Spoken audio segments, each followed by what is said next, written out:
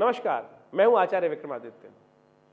शनि महाराज को प्रसन्न करने के लिए शास्त्र में अनेक उपाय बताए गए हैं। किन के जीवन में कष्ट है और कैसे उनको उपाय करना चाहिए, इसको समझने के लिए ग्रहों का निदान का जो क्षेत्र है उसमें बहुत ज्यादा अध्ययन करने की आवश्यकता है।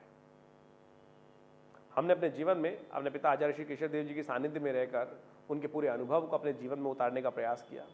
उनकी साधना के माध्यम से जो कुछ उन्होंने लोगों को ठीक करने का प्रयास किया, उसके माध्यम से हमने भी बहुत कुछ सीखने का प्रयास किया और अपने आश्रम पर हजारों लोगों के साथ नित्य प्रति जुड़े रहते हैं। और उन सबके जीवन में ग्रहों के प्रभाव को देखकर हमें समझ में आता है कि क्या कुछ प्रभाव, किस प्रकार से कौन से निदानों को हमें करना चाहिए। शनि का परिवर्तन 17 जनवरी को होने जा रहा है कुंभ राशि में।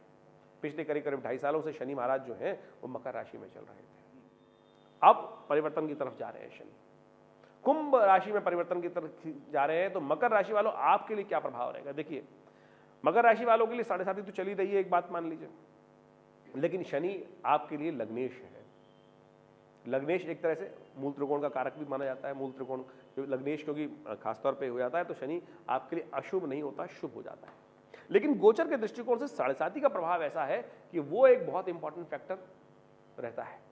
वो बहुत इंपॉर्टेंट फैक्टर रहता है कि शनि जिनके लिए खासतौर पर इस बात को समझना चाहिए कि उनके लिए क्या कुछ प्रभाव उत्पन्न करने वाला है। तो आपके लिए जो शनि जो है वो 7.5 का जो प्रभाव दे रहे हैं वो एक कष्टमय है।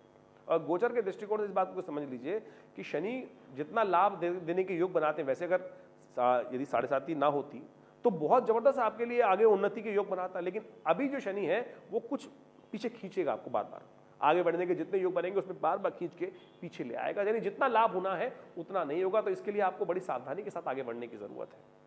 शनि आपके विशेष तौर पर जा रहे हैं द्वितीय भाव के अंदर, और द्वितीय भाव है धन का भाव, कुटुंब का भाव।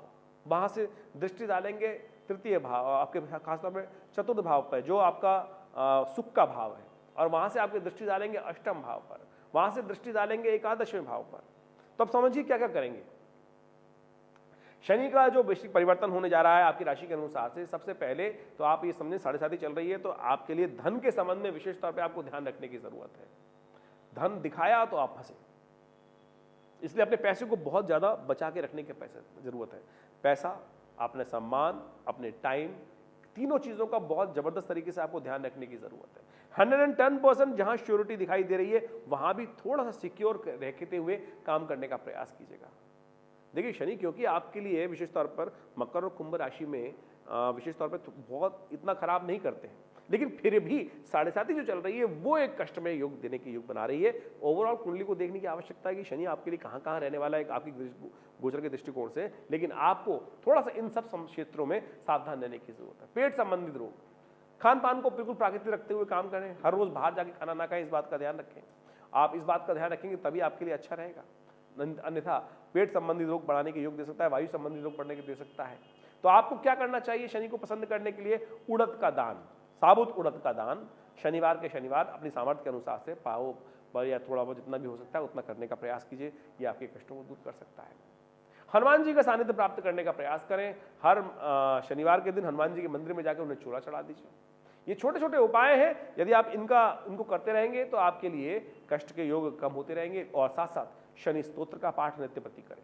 देखिए, 7.5 चल रही है, अभी किसी प्रकार भी आपको बहुत रिस्क लेने की जरूरत नहीं है। बहुत विचार करके अच्छे से ठोक बजाकर काम करने का प्रयास करें।